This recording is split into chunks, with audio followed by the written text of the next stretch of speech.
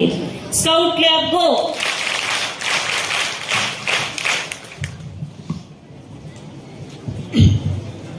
सर्वांना नमस्कार. आज गुरुपौर्णिमेनिमित्त छत्रपती श्री शिवाजी महाराज हायस्कूल व कनिष्ठ महाविद्यालय मिरी या संस्थेनं आयोजित या कार्यक्रमामध्ये उपस्थित या कार्यक्रमाचे अध्यक्ष आपल्या शाळेचे प्राचार्य आदरणीय सर, मंचावर उपस्थित सर्वच या भागातील या परिसरातील सर्वच प्रतिष्ठित ज्येष्ठ मंडळी, मिरी गावातून आणि परिसरातून आलेले सर्व तरुण तडफदार उभा असलेला सर्व तरुण वर्ग, मिरी आणि परिसरातील सर्व ज्येष्ठ नागरिक, या शाळेतील सर्व शिक्षक वृंद आणि सगळ्यात महत्त्वाचं म्हणजे 11 वाजल्यापासून इथं ताटमानेने बसलेले आणि वाट पाहत असलेले, मी आल्यावर मोठ्या मोठ्या आवाजात टाळ्या वाजवणारे आणि ओरडणारे सर्व माझे लहान भावंड.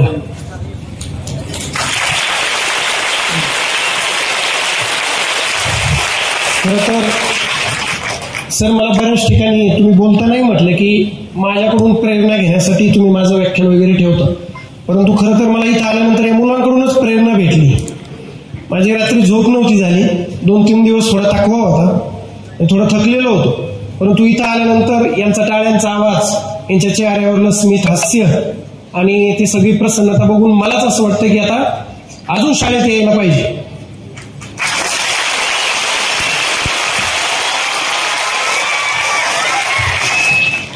आता बऱ्याच जणांनी टाळ्या वाजवून हात दुखायला लागले. आता थोडं बऱ्याच वेळापासून तुम्हाला सगळ्या शिक्षकांनी दाबून ठेवलंय ना. मी याच्या अगोदरच सूचना दिलेल्या आहेत तुम्हाला की अजिबात कोणी बडबड करायची, सांगितलंय ना. कुणी उठून जायचं, लघवी आली तरी एकाने जायचं, सांगितलंय ना. आमचे शिक्षक पण सांगायचे. तुम्हाला नुसतं सांगितलं असेल, आमचे एक शिक्षक तर हातात काठी घेऊन उभा राहायचे, उठला की फक्त अशी काठी दाखवायची, बसला. तुमच्याकडे आहे का असं कोणी? गणिताचे शिक्षक कोणते आहेत तुमचे? कोणते मॅडम आहेत का? गणितात शिक्षक मारत असतात, बरोबर आहे ना? मारतात का? गणिताचे, विज्ञानाचे आणि इंग्रजीचे, कारण या तिन्ही विषयाचं आपल्याला काही कळत नसते, बरोबर आहे का? तर आता सगळ्यांनी तुमचा जो जोश आहे शाळेचा, माझा आवाज मोठा की तुमचा आवाज मला पाहायचा आहे, बरोबर? माझ्या मागे घोषणा द्यायची. भारत माता की आवाज नाही. सरांनी सांगितलं तुमचा एक मुलगा 10वीत पाथर्डी तालुक्यात पहिला आला, बरोबर ना? मग त्या शाळेचा आवाज कसला पाहिजे? भारत माता की, भारत माता की, भारत माता की.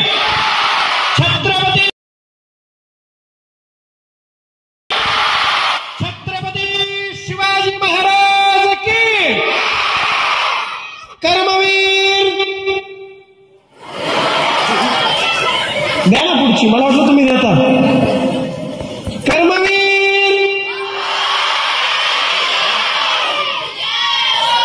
आता मुलांनी द्यायची, मुलींनी त्याच्या पाठीमागे द्यायच्या. सगळ्या मुलांनी माझ्यासोबत घोषणा द्यायची. कर्मवीर.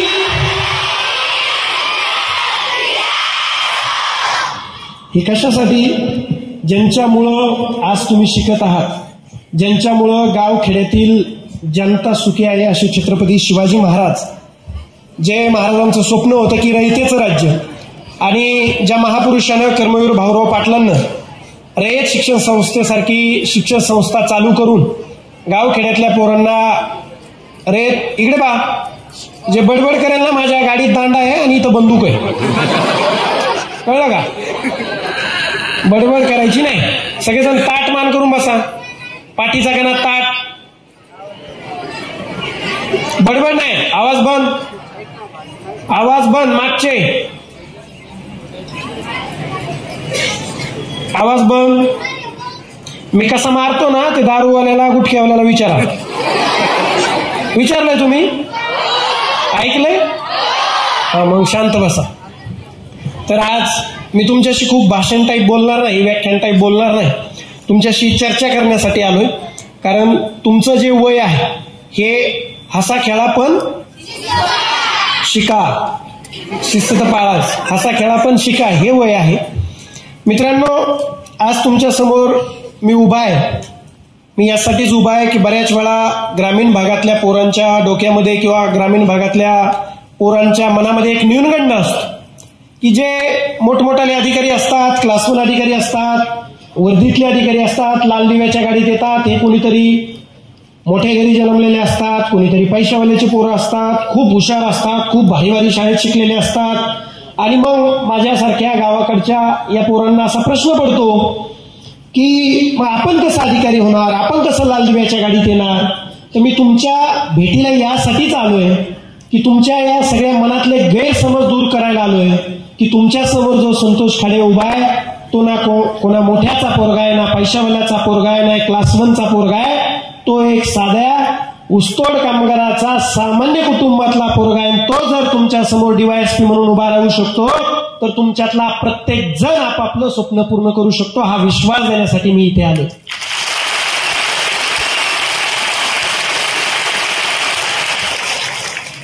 इथं बसलेले कोण कोण शेतकऱ्याची मुलं आहेत? हात वरती करा. सगळेच आहेत. आता हात खाली करा. आता कोणाचे वडील क्लास 1 ऑफिसर आहेत असं हात वरती करा. कोणीच नाही. बरोबर. म्हणजे तुम्ही आणि मी एकाच पत्रावळीत खेळणारे इथले, एकाच पंक्तीचे आहेत. बरोबर ना. सत्यात कोण कोण जेवतो? सगळे. आवाज जोक झाला ना, थोडा वेळ हसलं ना 5 सेकंद, त्याला शहाणं म्हणतात. आणि 5 सेकंदांनी पण जे हसत असं ना त्याला येडं म्हणतात. मग तुम्ही समजा तुम्ही काय. तर माझ्याबद्दल आता तुम्ही परिचय पण सांगितला सरांनी, बऱ्याच वेळा तुम्ही इकडून तिकडून सोशल मीडियातून पण ऐकलं असेल. माझं मूळ जन्मगाव हे बीड जिल्ह्यातील पाटोदा तालुक्यातील सावरगाव घाट. तसं बीड जिल्हा जर पाहिला तर बऱ्यापैकी ऊसतोड कामगारांचा जिल्हा म्हणून ओळखला जातो. एक 70-80% लोक ऊसतोडीसाठी जातात. राहिलेले कोरडवाहू जमीन कसतात आणि काही बाकीचा उद्योगधंदा जसं की ड्रायव्हर, काही आजकाल काही मुलं मागच्या 5-10 वर्षापासून मिलिटरीमध्ये, आजकाल काही पोलीस भरतीमध्ये असे लागायला लागले. तर असा एक आपण ज्याला म्हणतो की थोडासा कमी विकसित जिल्हा आणि ऊसतोड कामगारांचा जिल्हा म्हणून बीड जिल्हा आपल्याला परिचित आहे. तसं पाथर्डी आणि बीडमध्ये काही खूप फरक नाही. पाथर्डी हा बीडचाच भाग असल्यासारखा आहे. बरोबर. त्यामुळं पाथर्डीमध्ये सुद्धा ऊसतोड कामगार पलीकडच्या साईडला भरपूर प्रमाणात आहे. शिरूर साईड, पाटोदा साईडला, आष्टी साईडला. आणि जो इकडचा भाग आहे, मी माहिती घेतली, जरी ऊस तोडायला जात नसले तरी इथं बसलेली मला जाणीव आहे की सगळे गोरगरिबांचे पोर आहेत. लोकांच्या बांधावर जाऊन मोलमजुरी करणाऱ्याचे पोर आहेत. लोकांच्या इथं काबाड कष्ट करून, मोलमजुरी करून 4 पैसे कमवून आपल्या पोरांना शिकवणाऱ्याचे पोर आहेत. त्यामुळं मी तुम्हाला जे सांगणार आहे, जे तुमच्याशी बोलणार आहे, ते जे प्रॅक्टिकल असेल, जे मी केलंय, मला जे तळमळीने जे वाटतंय की माझ्यासारख्या पोरांनी, माझ्या गावातल्या, माझ्या गावाकडच्या गरिबाच्या पोरांनी प्रवाहामध्ये येऊन आपलं आयुष्य उज्ज्वल भविष्य, उज्ज्वल यशस्वी बनवलं पाहिजे, त्यासाठीच मी आपल्याला सांगणार आहे. आपल्यासारखाच ज्यावेळेस सावरगावमध्ये जन्म झाला, आई वडील माझ्या जन्माच्या अगोदरपासून ऊस तोडायला जात होते. मग बालवाडीपर्यंत आईवडिलांसोबत कारखान्यावरती, साखर शाळेत वगैरे कसं बसा शिकत होतो. त्यानंतर माझं जे जिल्हा परिषदचं 1ली ते 4थीचं जे शिक्षण आहे ते खाडे वस्ती, सावरगाव घाट, आमची जी वस्ती आहे 31-40 घरांची वस्ती, तिथं जिल्हा परिषद प्राथमिक शाळेवरती माझं शिक्षण झालं. आता थोडंसं कान देऊन ऐका, कारण मी ज्या सुरुवातीच्या काही गोष्टी, माझी मुद्दाम जर्नी तुम्हाला जी सांगणार आहे, त्यातून तुमच्या प्रत्येकाची जर्नी तुम्हाला दिसणार. तुमच्यासारखाच आज तुमच्यापैकी बरेच जण चांगले कपडे घातलेले दिसत आहेत, चांगलं घड्याळ घातलंय, कोणीतरी चांगल्या चपला घातल्या, चांगल्या बॅग आहेत, डबे आहेत, सुंदर सुंदर दिसत आहे. बरोबर. परंतु असंच तुमच्यासारखा केस वाढलेले, कुठंतरी पॅन्ट फाटलेली, कुठंतरी पावसाळी चप्पल घातलेली, नाकातून, असंच तुमच्यासारखा मी पण शाळेत येत होतो. तुमच्यासारखाच जिल्हा परिषदच्या मराठी शाळेत शिकत होतो. आई वडील कारखान्यावरती जात होते आणि मग आजीकडे राहून किंवा भावंडांसोबत राहून 1ली ते 4थीचं शिक्षण पूर्ण झालं. त्यानंतर थोडासा पहिल्यापासूनच अवखेळ होतो. अवखेळ म्हणजे पहिलीपासूनच मी सोबत सुतोडी ठेवायचो. सुतोडी माहिती आहे सगळ्याला? कसं ठेवत असेल? असं बसलं ना तुमच्यासारखं, याची पॅन्ट त्याच्या पॅन्टीला बांधायची, असा अव खेळ होत. पहिल्यापासून जनावराचा नाद होता. बैल बिला हाकायचो, किती मार्का बैल आला तरी धरायचो, गायाचे धार काढायचो. आणि मग वडिलांना वाटायला लागले की हे जर घरी ठेवलं तरी आपल्यासारखंच काहीतरी, एकतर ऊस तोडीन नाही तर ड्रायव्हर बिवर होईल, बरोबर. मग वडिलांनी मला आश्रमशाळेत टाकायचं ठरवलं. आपल्या टाकळी काजीला संत गाडगे महाराज आश्रमशाळा आहे, त्या गाडगे महाराज आश्रमशाळेमध्ये मला 5वीला टाकलं. तुमच्यापेक्षा खूप माझी मानसिक बेकार परिस्थिती होती. रडत रडत आणून सोडलं होतं. मला काही थांबायची इच्छा नव्हती. आता इथं बसले 2-3 जण बसलेत, बळच बसलेत, म्हणजे शिक्षकांनी बसवलंय म्हणून बसलेत, बरोबर. ते बहुतांश 5वीचे असतील. तू कितीला आहे? 5वीला. तू रे? तू 6वीला आहे. तू सेम माझ्यासारखीच तब्येत आहे त्याची. मी 10वी पर्यंत असाच दिसायचो याच्यावरूनच. तर ज्यावेळेस वडिलांनी आश्रमशाळेत आणून टाकलं, मित्रांनो आजही ती आश्रमशाळा तुम्ही पहा. हे तुम्हाला का सांगतोय, जे तुमचं जीवन आहे तेच माझं जीवन आहे. आश्रमशाळेमध्ये 1 वर्ष राहिलो, परत तिथं न राहता परत 2 वर्ष पाटोद्याला वसतिगृहात राहिलो. परत 8वी ते 10वी माझ्या मूळ गावात गेलो, भगवान महाराज माध्यमिक विद्यालय सावरगाव घाट, आणि मग माझी तिथं 10वी पूर्ण झाली. या सगळ्या काळामध्ये जसं आपलं हसायचं खेळायचं वय असतं तसंच कुठेतरी मनामध्ये गांभीर्यता पण होती. मनामध्ये कुठेतरी आईबापाच्या कामाविषयी, आईबापाच्या कष्टाविषयी, आईबापाला दिल्यात गेलेल्या वागणुकीविषयी, समाजातलं आईबापाचं स्थान, आईबापाचं काबाड कष्ट, आईबापाच्या चेहऱ्याकडे पाहताना वाटलेलं वाईट, हे सगळं मनाला कुठेतरी टोचत होतं. आणि नक्कीच अवखेळपणाबरोबर, खेळाबरोबर, त्या वयाच्या त्या मॅच्युरिटी बरोबरच माझ्या मनामध्ये गांभीर्यता पण होती की आपण शिकलं पाहिजे. आपण जर शाळेमध्ये शिकलं नाही, आपण जर शिक्षण घेतलं नाही, आपण जर चांगलं शिक्षण घेतलं नाही तर आपल्या आईबापांना ऊस तोडावा लागेल आणि आपल्यालाही तेच करावे लागेल. त्यामुळं एकीकडं खेळ, एकीकडं तुम्ही जसं आज आनंदात शिकताय तेही करत करत शिक्षणावरही चांगला भर होता. मी ज्यावेळेस 8वी, 9वी, 10वीला गावातल्या शाळेत होतो त्यावेळेस 3ही वर्ष पहिल्या 3 मध्ये येण्याचा प्रयत्न केला आणि आलोही होतो. गणित, इंग्लिश आणि विज्ञान चांगलं करण्याचा प्रयत्न केला होता. त्यानंतर 10वी झाल्यानंतर 11वी, 12वी माझ्या गावाच्या शेजारीच असणारं मुगगावचं जे कॉलेज आहे, साधं कॉलेज होतं पण सायन्स शाखेतून मी माझं 11वी आणि 12वी पूर्ण झालं. अशा प्रकारे 6 महिने बिना आईबापाचे आम्ही लेकरं. आमचे आईबाप ऑक्टोबर, नोव्हेंबरमध्ये कारखान्यावरती गेल्यानंतर मार्च, एप्रिलमध्ये वापस येणार आणि मग 6 महिने बिना आईबापाचे लेकरं शिकत राहणार. अशा परिस्थितीत कधी आजीपाशी, कधी भावंडांसोबत 10वी पर्यंत आणि 12वी पर्यंत शिक्षण पूर्ण केलं.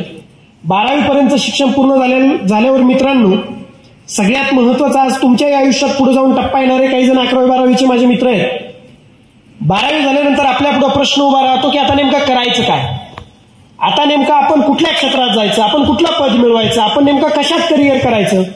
ज्यावेळेस असा प्रश्न उभा राहतो आणि तसाच प्रश्न माझ्या समोर उभा राहिला त्यावेळेस माझ्या डोक्यात बहुतांश ऑप्शन होते, बहुतांश पर्याय होते आणि त्याची माझी कॅपेबिलिटी होती. मला निश्चित वाटायचं मी डॉक्टर व्हावं, मी इंजिनियर व्हावं, मी चांगला कोर्स करावं, मी MD व्हावं, मी अजून काय काय व्हावं. आणि नक्कीच त्याच्या कॅपेबल माझी बुद्धिमत्ता मी तयार केलेली होती. जरी मी गावातल्या शाळेत, पडक्या शाळेत, पत्र्याच्या शाळेत शिकलेलो असलो तरी पण रोजची रोज शाळेत येणं, रोजचं रोज स्वाध्याय पूर्ण करणं, रोजचा रोज अभ्यास पूर्ण करणं, शिक्षकांच्या आज्ञा पाळणं, ह्या सगळ्या गोष्टी मी केलेल्या होत्या. त्यामुळे मी कुठल्याही क्षेत्रात जरी उतरलो तरी पण मी माझं कौशल्य दाखवण्याची माझी इच्छा होती आणि तशी तयारी होती. परंतु मूळ प्रश्न असा होता की आज आपले आईवडील कारखान्यावरती जाऊन ऊस तोडतात. ऊस तोडत असताना 6 महिने, 7 महिने ज्यावेळेस ऊस तोडतात त्यावेळेस कुठेतरी 70-80 हजार रुपये निव्वळ त्यांचं त्याच्यातून उत्पन्न होतं. 2 आईबापा आणि 2 बैल जसे राबतात तसं त्या जनावराप्रमाणे आईबापा ज्यावेळेस राबतात त्यावेळेस आपल्या घरामध्ये कुठेतरी 70-80 हजार वर्षाला येतात. आणि आपण जर एखादा इंजिनियर, डॉक्टरचा किंवा इतर जर कोर्स करायचा ठरवलं त्यासाठी लागणारी आर्थिक तरतूद कुठून करायची, आणि हा प्रश्न डोळ्यासमोर होता. आणि सगळ्यात महत्वाचं मी नेहमी सांगतो, त्याच वेळेस माझ्या डोक्यामध्ये होतं. आणि मग ठरवलं की असं कुठलं क्षेत्र आहे. मग त्यातून मला जाणवलं की स्पर्धा परीक्षा एक असं क्षेत्र आहे त्याच्यामध्ये आपल्याला भरपूर पैसाही लागत नाही. राहण्या आणि खाण्यापिण्याचा आणि अभ्यास करण्याचा खर्च, कुठला कोचिंग क्लास जरी नाही लावला तरी आपण स्वतःच्या हिमतीवर आयोगाच्या प्रश्नपत्रिकेचा अनालिसिस करून आणि आयोगाचा सिलेबस पाहून आपण स्वतः अभ्यास करून पास होऊ शकतो याची जाणीव मला झाली. आणि ठरवलं की स्पर्धा परीक्षेमध्ये उतरायचं. आणि मी ज्यावेळेस स्पर्धा परीक्षेमध्ये उतरायचं ठरवलं त्यावेळेस प्रामाणिकपणे सांगतो की बऱ्याच जणांची काही काही स्वप्न असतात. बरेच माझे काही मित्र सांगतात की मला लाल दिव्याच्या गाडीत बसण्यासाठी अधिकारी व्हायचं होतं. बरेच जण सांगतात मला क्लास म्हणून होण्यासाठी अधिकारी व्हायचं होतं. पण मी निश्चित सांगतो, मला ना लाल दिव्याच्या गाडीसाठी अधिकारी व्हायचं होतं, मला ना या खाकी वर्दीसाठी अधिकारी व्हायचं होतं, मला ना क्लास 1च्या खुर्चीवर बसून ऐशाराम जगण्यासाठी अधिकारी व्हायचं होतं, ना मला तुमच्या पगारासाठी गाडी माडी घोडीसाठी अधिकारी व्हायचं होतं. मला फक्त एकाच कारणासाठी अधिकारी व्हायचं होतं. मला अधिकारी होऊन माझ्या आईबापाच्या हातातला कोयता बंद करायचा होता आणि म्हणून मला अधिकारी व्हायचं होतं. आणि मग ठरवलं की आपण आता स्पर्धा परीक्षेमध्ये उतरायचं आणि आपल्याला वेळ कमी आहे, आपल्याकडे आर्थिक तरतूद कमी आहे आणि आपल्या आई वडील जे राबतायत त्यांचा कोयता बंद करण्यासाठी आपण प्रामाणिकपणे अभ्यासाला सुरुवात करायची. 2016ला माझी 12वी झाली. मी 12वीचे पेपर दिल्यानंतर सर पेपर दिले कीच अभ्यासाला आलो होतो, म्हणजे माझा रिझल्टही आला नव्हता 12वीचा. नगरला आपल्याला माहिती असेल बालिकाश्रम रोड आहे, तिथे बरेच मुलं पोलीस भरतीचा अभ्यास करतात. माझ्याही काही गावातली मित्रपरिवार तिथे होता. बॅग उचलली, बालिकाश्रम रोडला आलो. साधारणतः 5 ते 6 महिने नगरला थांबलो, अभ्यासाला सुरुवात केली. पण थोडं जाणवलं की आपलं टार्गेट एमपीएससीतून राज्यसेवा आहे आणि आपण जर पोलीस भरतीच्या मुलात जर अभ्यास केला, कारण त्यांचा सिलेबस, त्यांचं राहणीमान, त्यांचं ग्राउंड हे सगळ्या वेगळ्या गोष्टी असतात. बऱ्याच वेळा म्हणतात ना की पवळ्या सोबत काय ढवळ्यासोबत पवळ्या बांधला वाण नाही. पण मग मला असं वाटायला लागलं मी पोलीस भरती करतोय काय. मग त्याच्यामुळे ठरवलं की आपण पुण्याला जायचं. पुण्याला चांगलं वातावरण आहे. घरची जरी परिस्थिती बेताची होती पण तरी पण वडिलांनी परवानगी दिली. वडिलांनी सांगितलं की आम्ही ऊस तोडतो पण तू शिक. पुण्याला गेलो. कुठला कोचिंग क्लास लावू शकत नव्हतो, परंतु मी सांगितल्याप्रमाणे आयोगाच्या प्रश्नपत्रिका सगळ्या जमा केल्या, आयोगाचा सिलेबस जमा केला, त्या सिलेबसनुसार लागणारी पुस्तकं जमा केली आणि अभ्यासाला सुरुवात केली. आता तुम्ही पुढे चालून पुणे मुंबईला जाल, नगरला जाल, शहराच्या ठिकाणी गेल्यानंतर झगमगाट असतो. पुण्यात गेल्यानंतर मोठमोठाली सिनेमागृह आहेत, मोठमोठाली कॅफे शो आहेत, मोठमोठाला टाइमपास करण्यासाठी गार्डन आहे, फिरण्यासाठी पाहिजे त्या गोष्टी आहेत, मित्रपरिवार आहेत, मोठ्याची पोरं, BMW फिरणाऱ्याचे पोरं तिथं आलेले असतात अभ्यास करण्यासाठी, पैशावाल्याचे पोरं असतात. साहजिकच त्यांच्यासोबत मैत्री होते. मैत्रीच्या नादात मी आज पाहतो की बऱ्याच वेळा ग्रामीण भागातून गेलेले मुलं शहरात गेल्यानंतर आपल्या आईवडिलाचं बॅकग्राऊंड विसरतात, आपण कुठल्या परिस्थितीतून आलोय ते विसरतात आणि भलत्याच काहीतरी नादी लागतात. तिथं मित्र मैत्रिणी, मग तारे चंद्र, बरोबर, तुझ्यासाठी चंद्र तोडून आणेन, तारे तोडून आणेन, तुला चंद्रावर घेऊन जाईल, तुझ्यासाठी काही पण करेल, तुझ्यासाठी घरदार सोडेल, तुझ्यासाठी जमीन आसमान एक करेल, बरोबर, आणि चड्डी घालायला नसते आणि तो सांगतो जमीन आसमान एक करेल. असं आहे. आईबापाच्या पैशावर जगत असतो आणि तो सांगतो मुलीला तुझ्यासाठी तारेचंद्र एक करेल. मग ह्या सगळ्या परिस्थितीमध्ये कुठेतरी मलाही 2-4 महिने सुरुवातीला 5-6 महिने मला असं वाटायला लागलं की मी अभ्यास करण्यापेक्षा बाकीच्याच गोष्टी जास्त महत्व देतोय.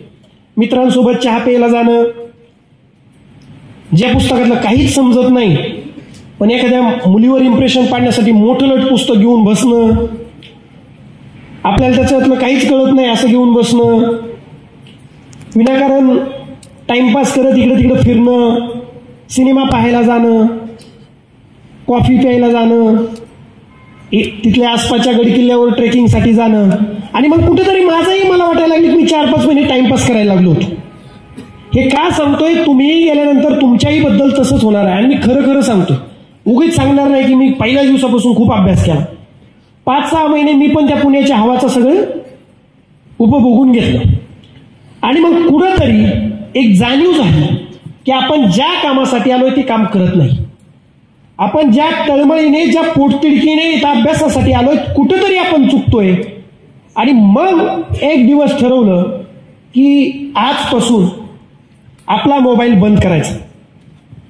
अभ्यासाच्या काळामध्ये मोबाईल अजिबात वापरायचा नाही ठरवलं. कुठल्याही मित्राच्या लग्नाला, वास्तुशांतीला, बड्डेला जायचं नाही ठरवलं. गावाकडल्या कुठल्याही कार्यक्रमाला हजेरी लावायची नाही ठरवलं. आणि ठरवलं की आपल्या पुढे जे 3 वर्ष आहे त्या 3 वर्षामध्ये ग्रॅज्युएशनच्या कचऱ्याच्या डब्यात पडून अभ्यास करायचा. कचऱ्याच्या डब्यात पडून म्हणजे काय की कोणाचंही आपल्यावरही लक्ष नसलं पाहिजे आणि आपलंही कोणावर नसलं पाहिजे. आणि मग एक स्ट्रॅटेजी आखवली जी त्या आयोगाच्या परीक्षेला लागते ती त्याचं प्लॅनिंग केलं आणि अभ्यासाला सुरुवात केली. मित्रांनो, मी सकाळी माझी एक सवय की मला सकाळी झोप लागते. मी रात्री किती वाजेपर्यंत जातो. मी सकाळी साधारणतः 8, 8:30 वाजता, कधी 7 वाजता, कधी 6 वाजता, कधी 9 वाजता, कधी 10 वाजता. माझा सकाळचा टायमिंग कधी फिक्स नसायचं. पण 8, 9, 10 जेव्हा कधी मी लायब्ररीत पोहोचेल, मोबाईल रूमवरती ठेवायचो आणि लायब्ररीमध्ये जायचो. आणि सकाळी मग 9, 10 वाजता, 8 वाजता गेल्यानंतर रात्री 1, 1:30, 2 वाजेपर्यंत जेवढा काही मला वाटेल पण 1च्या पुढेच अभ्यास करायचो. मग त्याच्यामध्ये काही स्वतःवर बंधनं घालून घेतले. जे जे आयोगाला अपेक्षित आहेत त्याच्यानुसार अभ्यास करायला सुरुवात केली. जे चुकीचे मित्र होते त्यांना आयुष्यातून कट केलं. जे चांगले मित्र होते त्यांना जोडलं. चांगल्या मित्रांसोबत अभ्यासाचं डिस्कशन सुरू केलं. आणि असं करत करत एक दिवस, कारण स्पर्धा परीक्षा ही शॉर्ट टर्म मध्ये भेटणारी पोस्ट नाही. स्पर्धा परीक्षामध्ये तुम्हाला एक कण गोळा करावा लागतो. जसं म्हणतो आपण थेंबे थेंबे तळे साचे, तसं रोज रोज ज्यावेळेस अभ्यास करावा लागतो त्यावेळेस कुठेतरी जाऊन एक दिवस अभ्यास पूर्ण होतो. आणि अभ्यास म्हणजे काय असतो तर 1ली ते 12वी मध्ये तुम्ही जे काय इतिहास शिकता, भूगोल शिकता, राज्यशास्त्र शिकता, नैतिकशास्त्र शिकता, विज्ञान शिकता, इंग्रजी शिकता, गणित शिकता, 1ली ते 12वीचे पुस्तकं म्हणजे 70% एमपीएससीचा अभ्यास असतो. मग मी गेलं तर 1ली ते 12वीचेच पुस्तकं वाचली. मग त्याच्यानंतर एनसीईआरटीचे वाचले. मग त्याच्यानंतर रेफरन्स बुक मोठमोठे जे आपल्याकडे बुक आहेत ते वाचायला सुरुवात केली. स्टँडर्ड बुक वाचायला सुरुवात केली. 3 महिने फक्त आणि 3 वर्ष फक्त आणि फक्त अभ्यासावर फोकस केलं.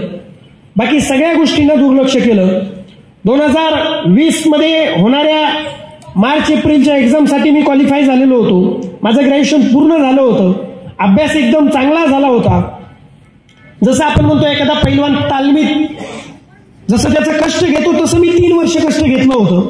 परंतु आपल्या सगळ्यांना माहिती की 2020ला साधारणतः 22 मार्चला आपल्याकडे कोरोनाची आणीबाणी लागली. आणि मग त्या कोरोना आल्यामुळे आमच्या परीक्षा पुढे पुढे गेल्या.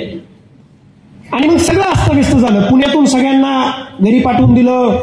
काही दिवस मी परत नगरला आलो, पण नगरमध्ये पण पोलिसांनी 1-2 बऱ्याच धुतलं. मग परत आपली बॅग उचलून घरी गेलो.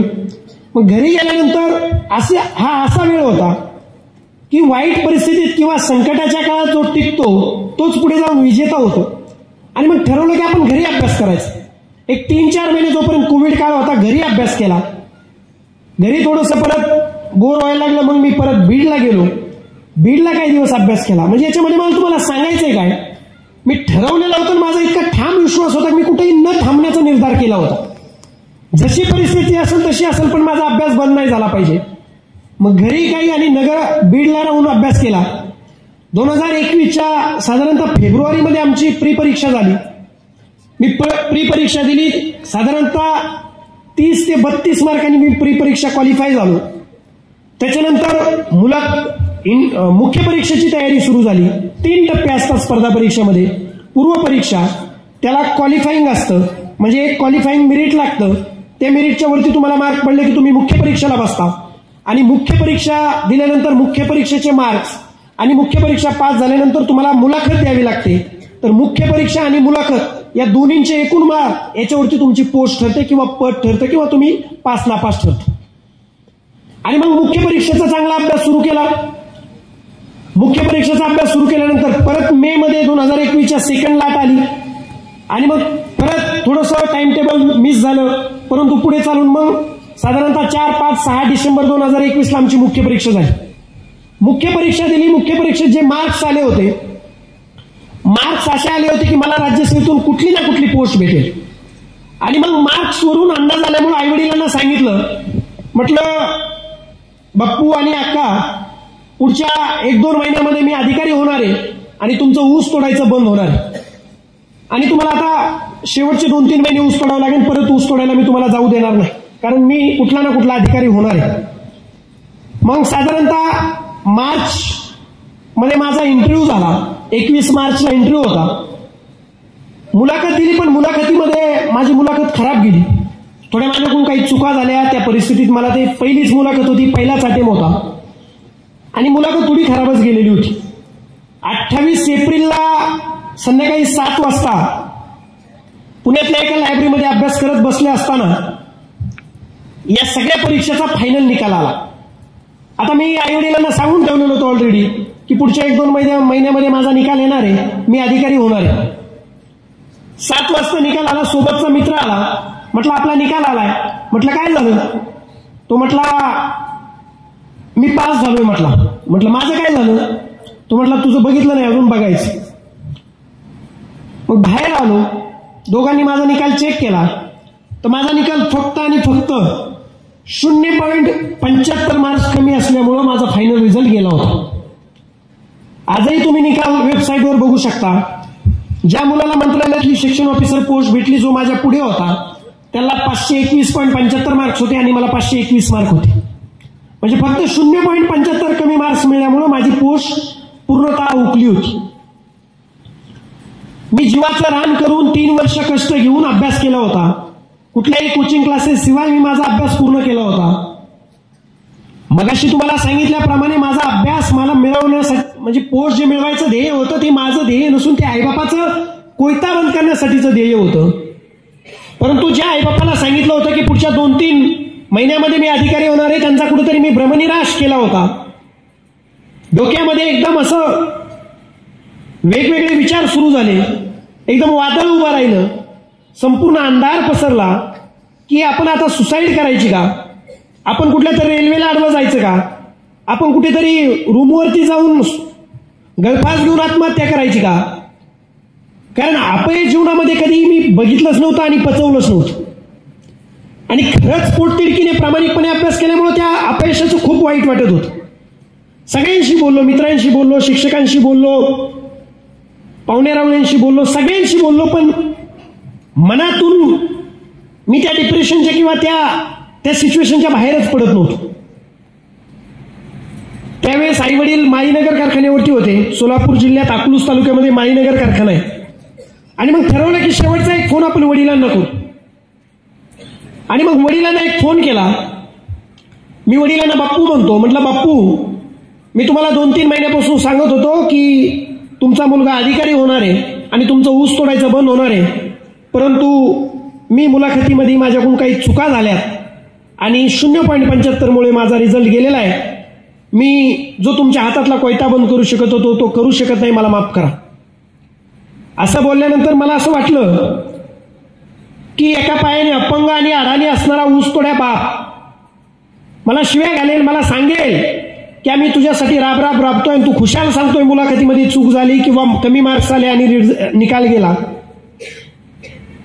परंतु मित्रांनो आणि इथं बसलेल्या पालकांनो, माझ्या त्या एका पायानं अपंग आणि अडाणी असणाऱ्या ऊसतोड्या बापानं मला एका शब्दात सांगितलं. ते मला प्रेमानं भावड्या म्हणतात. मला म्हटले, भावड्या, आम्ही आमच्या आयुष्यामध्ये 30-35 वर्ष ऊस तोडलाय, अजून तुझ्यासाठी 5 वर्ष ऊस तोडू, पण तुला यायचंय तर लाल दिव्याच्या गाडीतच यायचंय.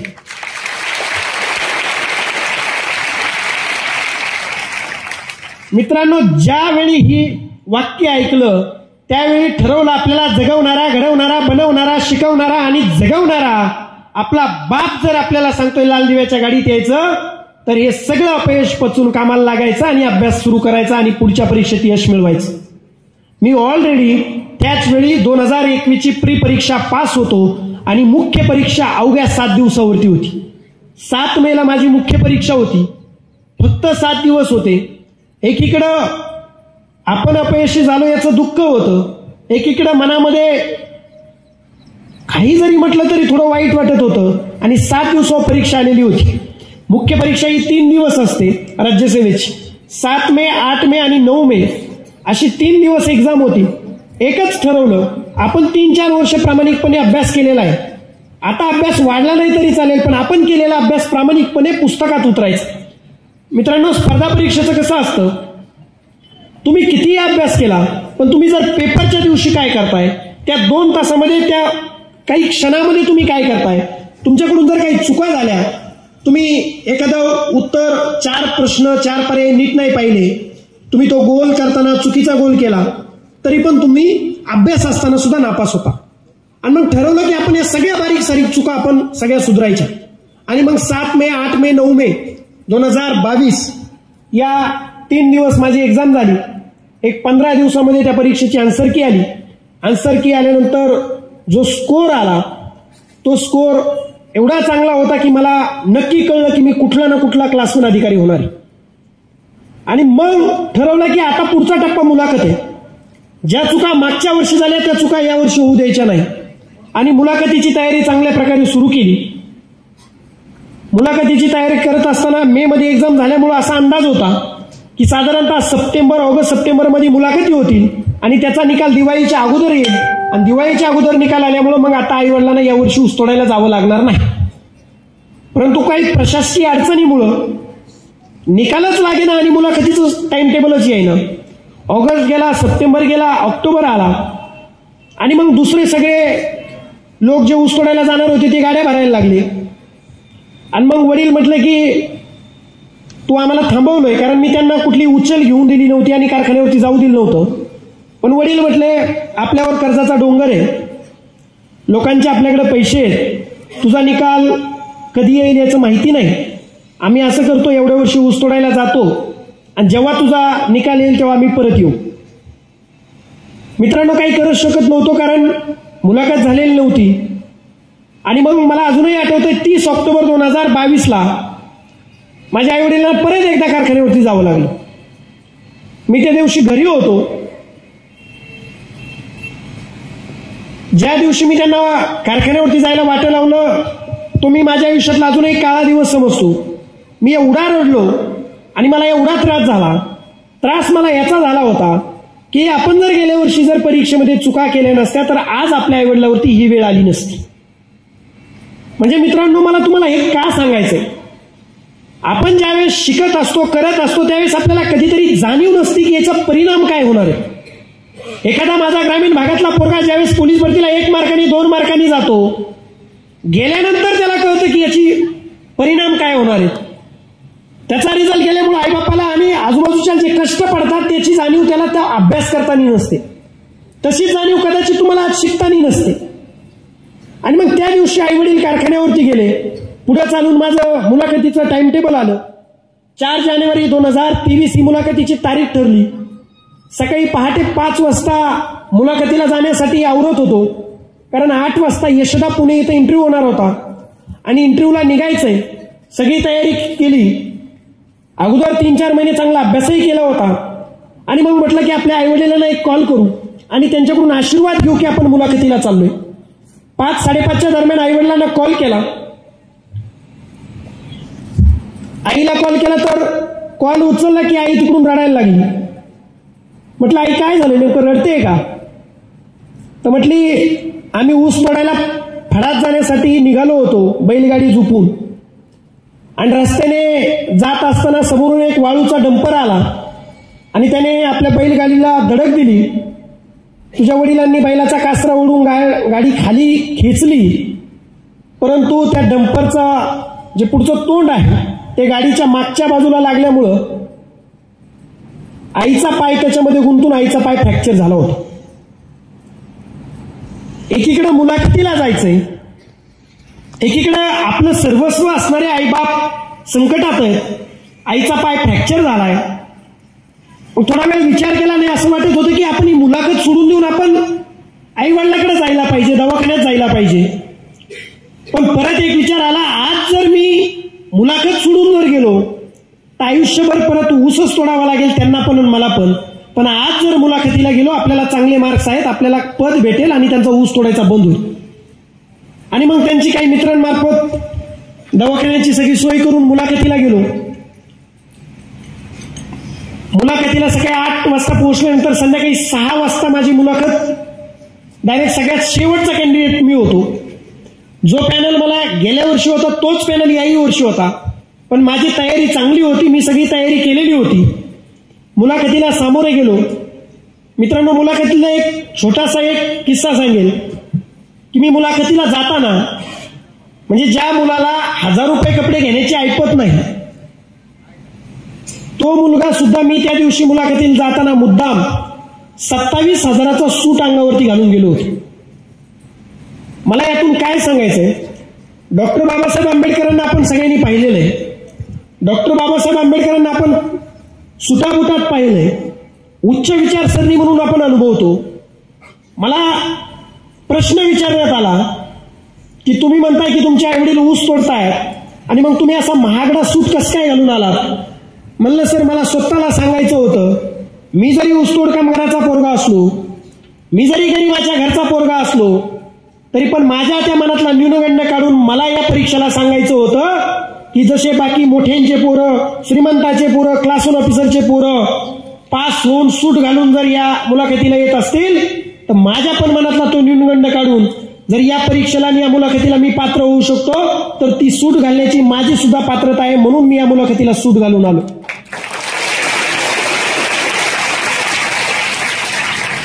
बाकी भरपूर प्रश्न होते, भरपूर प्रश्न विचारले, प्रश्न झाले, मुलाखत पार पडली, बाहेर आलो.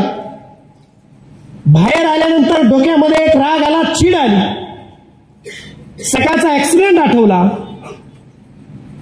आणि मग डोक्यात आला की आपल्या आई वडिलांना कुणीतरी उडवलेलं आहे आणि आता तो पाय फ्रॅक्चर घेऊन जर आईने काम करायचं म्हटलं तर अजून ते हाल.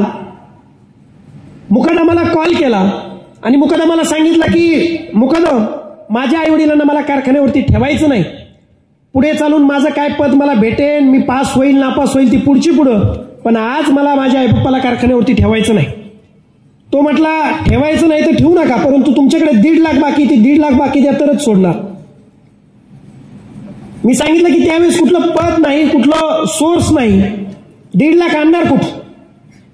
पण आजही अभिमानानं सांगेल, माझे काही जवळचे मित्र होते, त्या मित्रांनी 10,000, 20,000, कुणी 50,000 असे जमा करून मला 1.5 लाख जमा करून दिले. दुसऱ्या दिवशी बॅगेमध्ये पैसे टाकले आणि माईनगर कारखाना गाठला. तिथे गेल्यानंतर ते कृषी अधिकारी म्हटले की आम्ही मध्ये कोणाला सोडत नाही. परत त्या कृषी अधिकाऱ्याचे पाया पडलो, पाय धरले आणि म्हटलं साहेब तुमची बाकी 1.5 लाख तर घ्याच घ्या, तुम्हाला अजून काय वाटलं तर माझ्याकडून घ्या, पण माझ्या आई पप्पाला तुम्ही आजच्या आज सोडा. आणि मग त्यांनी परवानगी दिली. मित्रांनो, वयाच्या 24 वर्षापर्यंत जे अनुभवलं होतं, जे भोगलं होतं, जे बघितलं होतं, उन्हाळ्याच्या दिवाळीच्या सुट्टीत येऊन जे जे काय पाहिलं होतं, जनावराप्रमाणे राबणारे माझे ऊसतोड कामगार डोळ्याने पाहिलेले होते, ते माझे आईबाप होते. डोक्यामध्ये एक चीड होती, राग होता या व्यवस्थेबद्दल प्रचंड. हातामध्ये कोयता घेतला आणि कुपीवरती आलो आणि स्वतःच्या हाताने ती पूर्ण कोप पाडली. आजही तुम्ही तो व्हिडिओ, माझ्या एका मित्राने, नेमका एक मित्र पुण्याहून माझ्या सोबत आला होता आणि त्यांनी तो व्हिडिओ काढला मला न कळत आणि पुढे चालून तो इंस्टाग्रामवर पण टाकलेला आहे.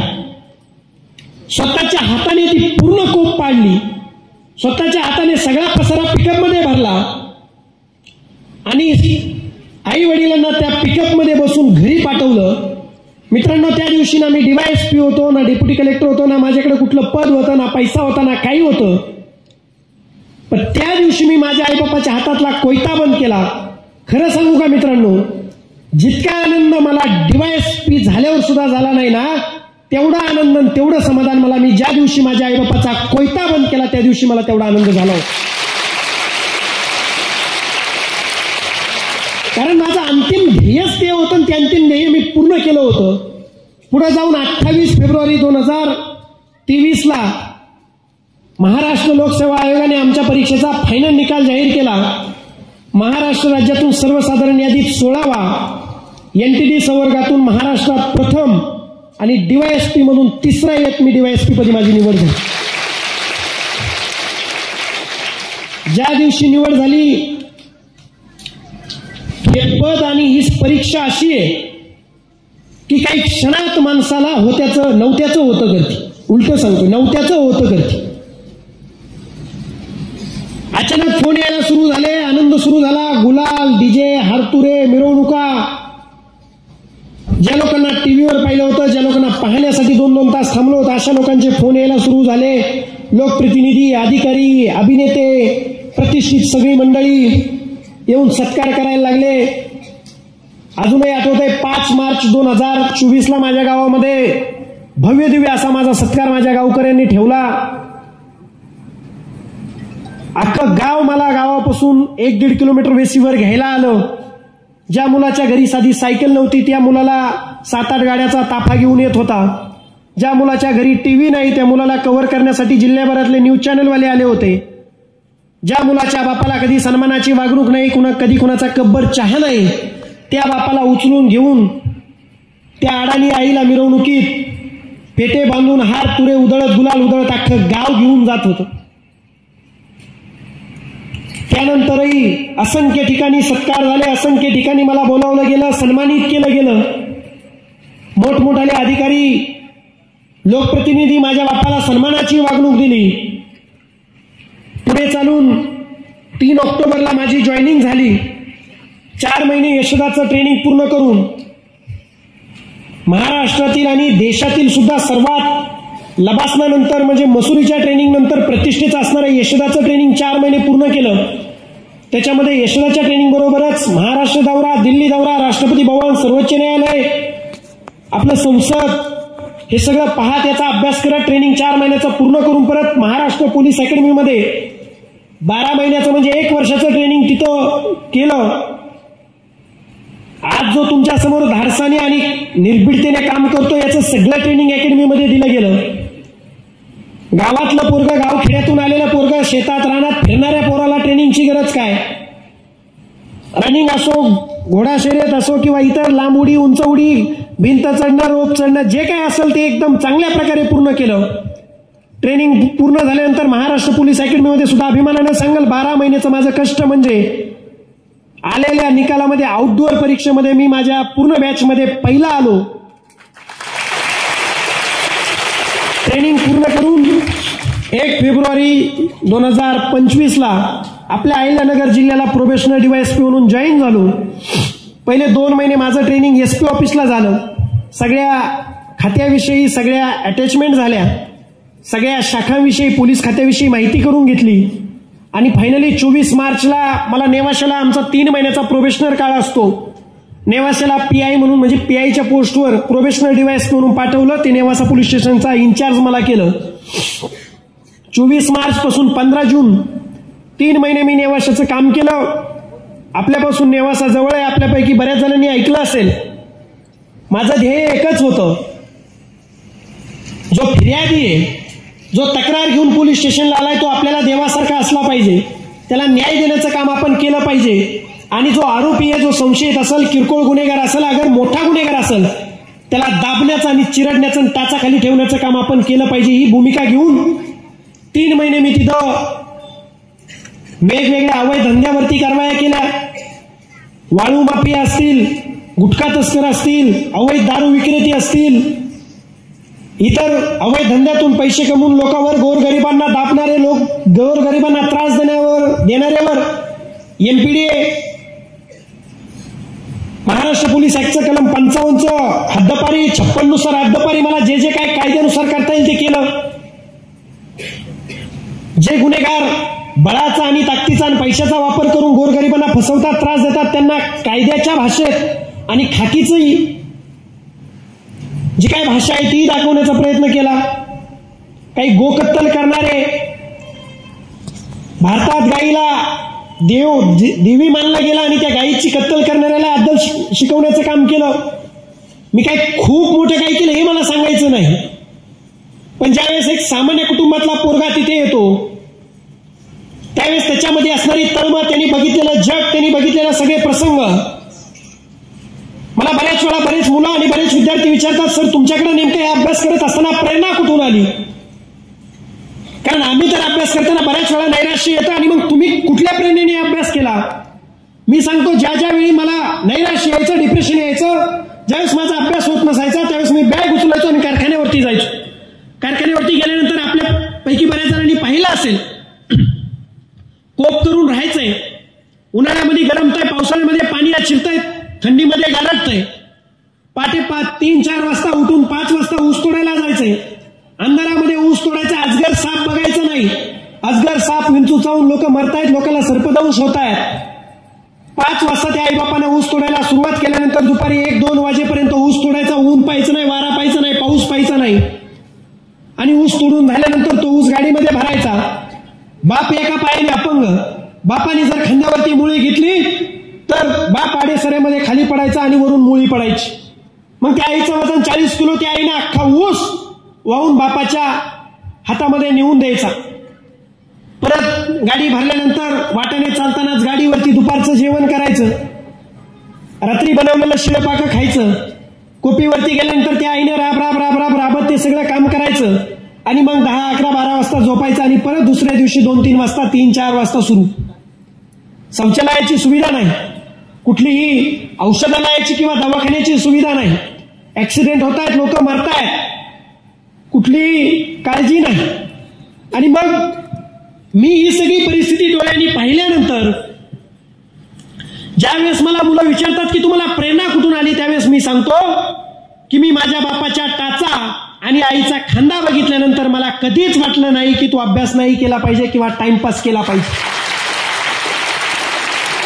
त्यामुळे मुलांना तुम्हाला मला हे सांगायचंय, आपल्या आयुष्यातील जर सगळ्यात मोठी प्रेरणा कुठली असेल, आपल्या आयुष्यातलं सगळ्यात मोठं मोटिवेशन जर कुठलं असेल, तुम्ही कधीही लाल दिव्याची गाडी बघून, कधी खाकी वर्दीतला अधिकारी बघून आमच्यासारख्यांचे भाषण ऐकून तुम्ही मोटिवेट होऊ नका.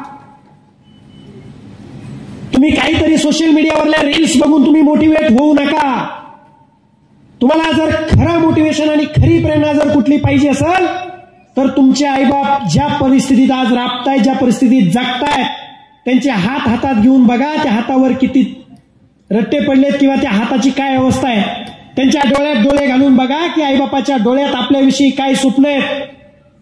आपल्या आईला, आपल्या बापाला रोज आपण शाळेत जाताना किंवा बाहेर शहरात शिकायला जाताना त्या आईबापाचे आपल्याबद्दल काय स्वप्न आहे, त्या आईबापाला आपल्याबद्दल काय वाटतंय. ज्या दिवशी तुम्ही शाळेत येताय किंवा ज्या दिवशी आता तुम्ही मोठं झाल्यानंतर नगर, पुणे, मुंबईला शिकायला जाणार आहे, त्यावेळेस तुमचा बाप, तुमची आई तुमच्या नातेवाईकाला, आजूबाजूच्याला सांगते की माझी दिदी किंवा माझा भैया हा अधिकारी होण्यासाठी, हा कुठला तरी मोठ्या नोकरीला लागण्यासाठी गेलाय, उद्या तो लाल दिव्याच्या गाडीत येणार आहे, उद्या तो पैसा कमवणार आहे, उद्या तो चांगल्या पदावर जाणार आहे. हे तुमच्या आईवडील अभिमानानं रोज तुम्ही ज्यावेळेस शाळेत येता त्यावेळेस कोणाला तरी सांगत असतात. आणि मग खरी प्रेरणा जर काही असेल, खरं जर कोणासाठी काही करायचं असेल, आजकाल या भुरक्या जगामध्ये बरेच जण प्रेम करताना दिसतात. मुलगी मुलावर प्रेम करते, मुलगा मुलीवर प्रेम करतो आणि मग ते तारेचंद्र तोडून आणण्याची भाषा, मग त्याच्यामध्ये आपला लात मारीन तिथं पाणी काढीन हे वय आपलं त्याच्यामध्ये निघून जातं. शिकायचं, करिअर घडवण्याचं आणि बनवण्याचं वय फालतू गोष्टीमध्ये गाणी ऐकण्यात, पिक्चर पाहण्यात आणि फिरण्यात जातं. त्याच्यापेक्षा मला तुम्हाला सांगायचंय, तुम्हाला जर प्रेमच करायचं असेल तर तुम्ही आवर्जून प्रेम करा, पण तुम्ही प्रेम तुमच्या आई वडिलावरती करा, प्रेम तुम्ही तुमच्या शाळेवरती करा, प्रेम तुम्ही तुमच्या शिक्षकावरती करा, प्रेम तुम्ही तुमच्या पुस्तकावरती करा. पहिलं वालं प्रेम तुम्हाला मातीत नेऊन गाडेल, दुसरं वालं प्रेम तुम्हाला आकाशात उडवायचं शिकेल, तुम्हाला चांगल्या पदावर जायचं शिकेल. त्यामुळे ज्या वेळेस आपण अशा भागातून, ग्रामीण भागातून येत असतो, त्याच वेळेस आपण असं काम प्रशासनात सुद्धा करत असतो. त्यामुळे अभिमानानं सांगतो, एकदा माझ्या नेवाशाला असताना दुपारी 2 वाजता मी टेबलवर जेवण करत होतो. डबा खात असताना एक महिला आली आणि ती महिला रडत रडत आली आणि मला म्हटली, सर मी गेल्या 25-30 वर्षापासून म्हटली धुणे भांडीचं काम करते, मोलमजुरीचं काम करते आणि त्याच्यातून 500 रुपये, 1000 रुपये, 200 रुपये जे काय भेटतात ते मी एका पतसंस्थेमध्ये टाकलेत म्हटली आणि त्या पतसंस्थेमध्ये सुद्धा मी झाडलोटचं काम करते म्हटली. पण म्हटली गेल्या 13 वर्षापासून मी त्यांना माझे पैसे मागते, माझे त्यांच्यामध्ये 500, 200, 1000 रुपये जमा करून 90,000 रुपये जमा झालेत, परंतु ते पतसंस्थेवाले माझे पैसे परत करत नाहीयेत आणि माझी परिस्थिती बेताची. म्हटली माझे मुलं बाळ शिकतायत, ते 90,000 मला जर भेटले तर खूप माझं बरं होईल. मी जेवत होतो पण मला एक चीड आली, राग आला की ज्या महिला ज्या पतसंस्थेमध्ये 500 रुपये महिन्याने काम करते झाडलोटचं, तीच जर पतसंस्था या महिलेचे पैसे, कष्टाचे पैसे जर परत देत नसेल तर नेमकं समाजामध्ये आपण कोणासाठी काम करतो. मी सांगितलं त्या सर्व पतसंस्थेच्या अधिकारी आणि कर्मचाऱ्यांना बोलून घ्या, चेअरमनला बोलून घ्या. एक 15-20 मिनिटांमध्ये ते माझ्या समोर आले. मी जेवणच करत होतो. त्यांना म्हटलं या महिन्याचे तुमच्याकडे पैसे आहेत का? ते म्हटलं आहेत सर. म्हटलं का देत नाहीत? ते म्हटले थोडी बँकेची अडचणी देतोच सर. त्यांच्याकडून कबूल झालं की ते महिलेचे पैसे लिगली 90,000 रुपये त्यांच्याकडे आहेत. त्यांना एकच सांगितलं, आत्ता वाजलेत म्हटलं 2, 4 वाजेपर्यंत मला त्या महिलेचे पैसे 90,000 रुपये इथे पाहिजेत. नसेल तर मी माझी कायदेशीर प्रक्रिया सुरू करून तुम्हाला कायद्याचा धाक आणि खाकीची काय ताकद आहे ती दाखवून देईल. ते सगळे मला जाणत होते, सगळ्यांनी माझं 2 महिने काम पाहिलेलं होतं. ते माणसं गेले.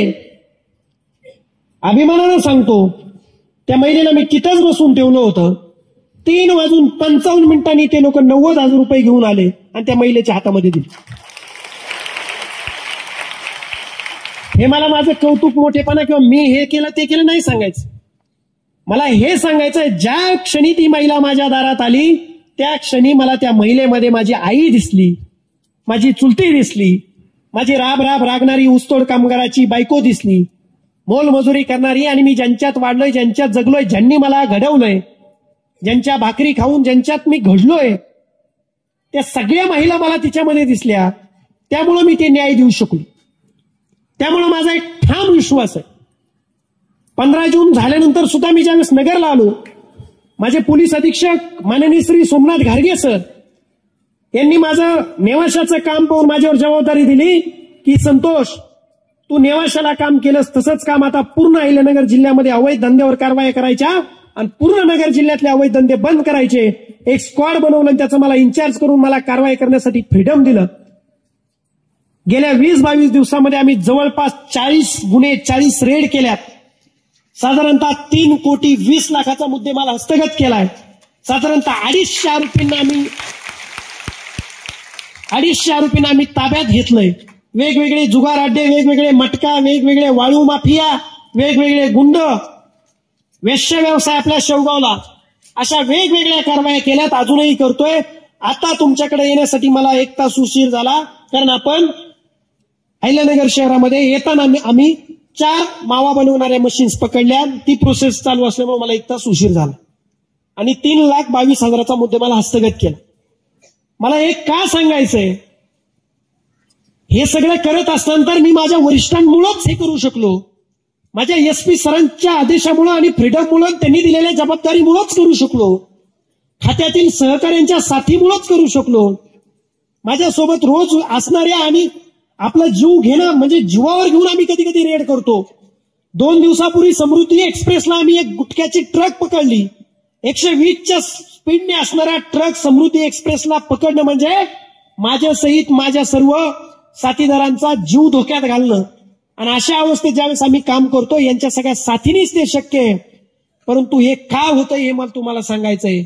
हे तेव्हाच होऊ शकतं ज्यावेळेस तुमच्या माझ्यासारखा गाव खेड्यातला पिचलेला, दबलेला आणि भोगलेला पोरगा ज्यावेळेस पदावर बसू शकतो, त्याच वेळेस तो हे काम करू शकतो. त्यामुळं तुमची खरी गरज आहे पदावर येण्यासाठी. आणि तेच सांगण्यासाठी मी तुम्हाला आलोय. माझं काम चालू आहे, चालूच राहणार.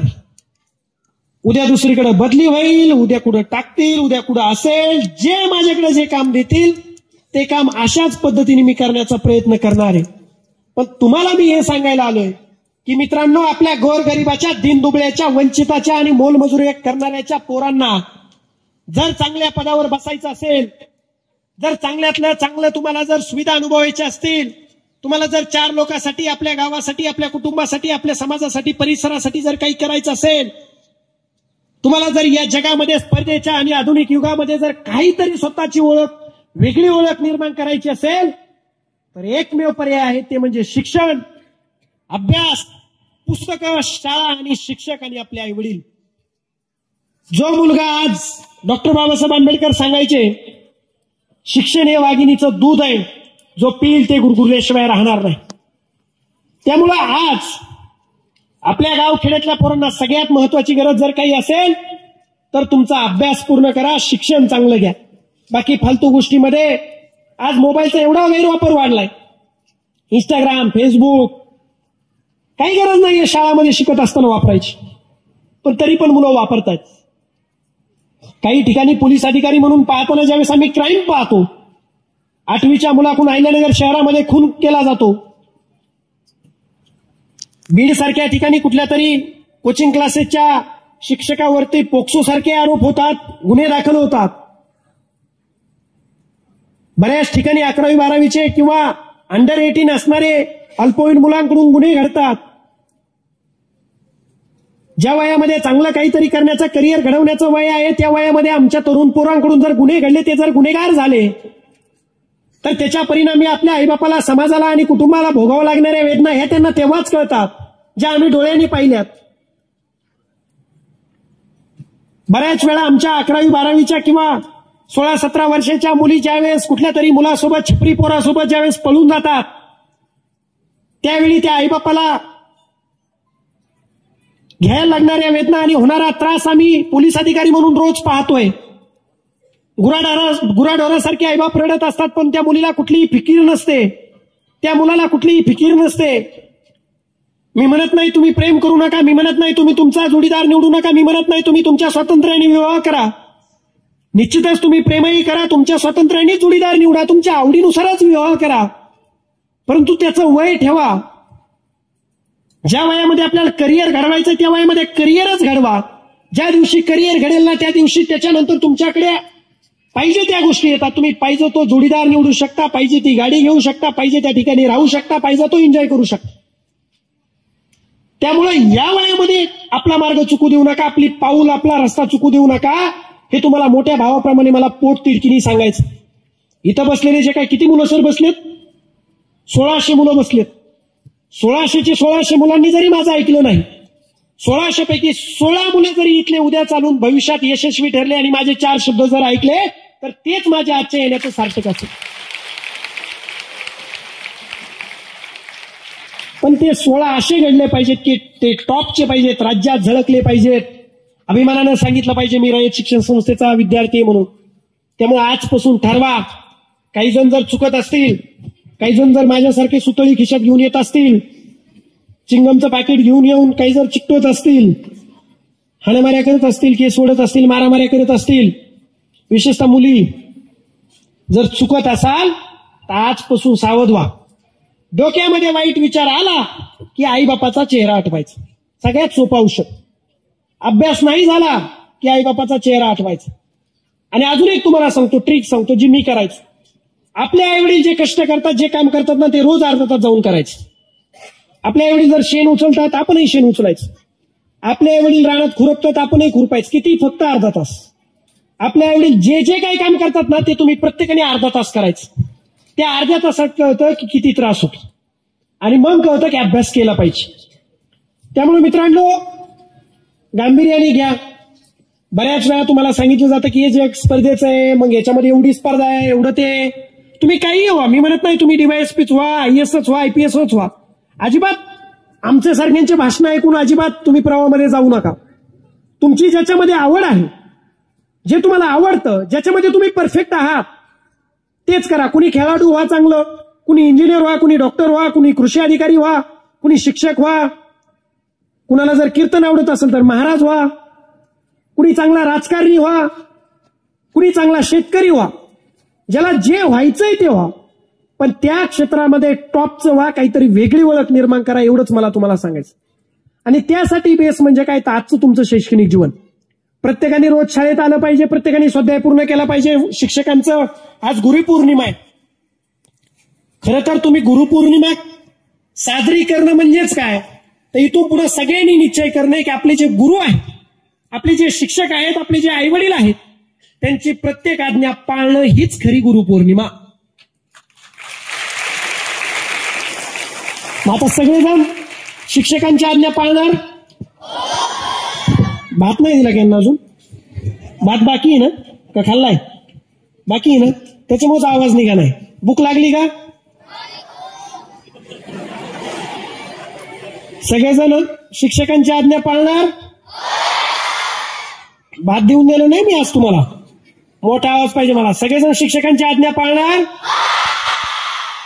आपल्या आई वडिलांचं ऐकणार, आपल्या आई वडिलांना जे चुकीचं वाटतं ते करणार. जेवढे जेवढे हो म्हटले त्यांना उभा करा आणि वर्गामध्ये नेऊन त्यांना प्रसाद द्या थोडा. कोण कोण हो म्हटलं? हा, परत आवाज बंद. सगळेजण अभ्यास करणार, सगळेजण पुस्तकं वाचणार, सगळेजण रोज शाळेत येणार, सगळेजण मोबाईल पाहणार, सगळेजण टाइमपास करणार, इंस्टाग्राम खोलणार, फेसबुक खोलणार, गुन्हेगारीकडे जाणार, गुन्हे करणार, मुलींची छेड काढणार, आईबापाचं नाव मोठं करणार, भात खाणार, भात खायचा. तुमच्या शाळेत कितवीपर्यंत भात आहे? 8वीपर्यंत ना. मी 9वी 10वीला सुद्धा भात खायचो. आमच्या पण शाळेत 8वीपर्यंतच होता. तुम्ही खाता ना? मुली खात असतात मला माहिती. कारण आम्ही काय करायचो, आमच्या वर्गातल्या ज्या काही 1-2 मुली होत्या, त्या मुलींच्या हातात ते भातावर जे झाकण्याचं जे ताट असतं ना, ते बाई आहेत की इतकं भात बनवणाऱ्या, त्याच्यावर एक ताट असतं. आम्ही ते ताटच भरून आणायचो शाळा सुटायच्या अगोदर 5 मिनिट. म्हणजे भातात शाळा जर 1ला सुटणार असेल तर आम्ही 12:50लाच त्या भाताच्या त्या ताटावरच 7-8 जणांचा भात घेऊन यायचो आणि खायचो. ती चोरी नसते, हा, ते चालतं तेवढं, बरोबर. पण मग मार खायची पण ताकद ठेवायची शिक्षकांचा पकडला गेलं. मित्रांनो, सांगायचा अर्थ एवढाच आहे. मी माझी जर्नी तुम्हाला सांगितली, ज्या गोष्टी पोटतिडकीने वाटत्या त्या तुम्हाला सांगितल्या, यासाठीच सांगितल्या की या वयामध्ये तुम्हाला आनंद पण घ्यायचा आहे, जीवन पण जगायचंय, पण त्याचबरोबर आपल्या जबाबदाऱ्या सुद्धा लक्षात ठेवायच्या. त्यामुळं सगळेजण इकडे बघा, ताट मान करा. कोणाकोणाचं कंबर हे झालंय असं. जे वाकून बसन त्याला आजपासून म्हातारं म्हणायचं. जी मुलगी वाकून बसन तिला कुबडी म्हातारी म्हणायची. सरळ बसा एकदम ताट. हा, आता मी सोडणार आहे तुम्हाला थोड्या वेळ. अजून मी हार्डली 1 ते 1.5 तास बोलणार आहे, परत सोडणार आहे तुम्हाला. बोलू अजून 1 तासभर? खरंच? ठीक आहे, पाणी पितून बोलतो. आता जे बोलायचं ते बोलून झालेलं आहे. तुम्हाला सगळ्यांना माझ्याकडून गुरुपौर्णिमेच्या खूप खूप शुभेच्छा. माझ्या लहान भावंडांनो, खूप मोठं व्हा, खूप. तुमच्यासाठी हे आकाश खुलं आहे. ज्या क्षेत्रात जाल त्या क्षेत्रात प्रामाणिकपणे कष्ट घ्या, प्रामाणिकपणे अभ्यास करा, त्या क्षेत्राला लागणारं प्रामाणिकपणे कष्ट घ्या. तुम्ही निश्चित यशस्वी व्हाल. आणि चुकून कोणी खूप कष्ट घेऊन जरी यशस्वी झाला तरी खचून जायचं नाही. आजकाल काही भुरटेपोर आत्महत्या करतात. आत्महत्या करायची, मरायचं कधीच नाही. आपण काय सोन्याचा चमचा घेऊन जन्माला आलोय का? जरी कधी पुढे चालून अपयश आलं, जीवनात वाईट प्रसंग आले, माझ्याही जीवनात खूप वाईट प्रसंग आले, खूप, अजूनही येतात, पण खचून जायचं नाही. आणि मरायचं तर अजिबात. मेलं की गेलं, परत काय, बरोबर. त्याच्यापेक्षा काही पण करायचं, पण जगायचं. त्यामुळं कधीही कुणी इथं बसल्यातला एकही जण सुसाईड करणार नाही. सगळेजण 90-80 वर्षाचे म्हातारे होऊन मरतील. प्रॉमिस करा, कुठलंही संकट असो. तर खूप चांगलं राहा, खूप चांगलं शिका, आई बापाचं नाव पूर्ण करा. आज मला तुमच्या शाळेने इथं बोलून तुमच्याशी जी बोलण्याची संधी दिली त्यासाठी मी आपल्या सर्वांचं खूप आभार मानतो. तुमच्या शाळेचं, तुमच्या प्राचार्यांचं, तुमच्या शिक्षकांचं. आणि मेन म्हणजे बरीचशी गावकरी आणि तरुण मंडळ सुद्धा इथं आलेले आहेत. परंतु मी तुमच्याशी काही बोललोच नाही, यांच्याशीच बोललो. परंतु तुम्ही याच्यातून एकच घ्या की आपले पाल्य कसे असे पाहिजेत. आणि जी माझ्या बापानी, ज्या माझ्या आईनी जी मला साथ दिली, तीच साथ तुम्ही तुमच्या विद्यार्थ्यांना, पाल्यांना द्या. तुमच्या सगळ्यांचे खूप खूप आभार मानून तुम्हाला पुढील आयुष्यासाठी खूप खूप शुभेच्छा देत या शाळेच्या. आणि खरं तर आमचे जे मित्र म्हणा, साथीदार म्हणा, जे आहेत आपल्या गावचे सुपुत्रच आहेत, त्यांनी खरं तर या कार्यक्रमासाठी खूप तळमळ घेतली. म्हणजे अक्षरशः जेव्हा 11 वाजले होते तेव्हा त्यांनी मला कॉल केला. म्हटलं मी नगरमध्ये, ते एकदम असे व्हायब्रेट झाले होते. त्यांना म्हटलं येत आहेत की नाही.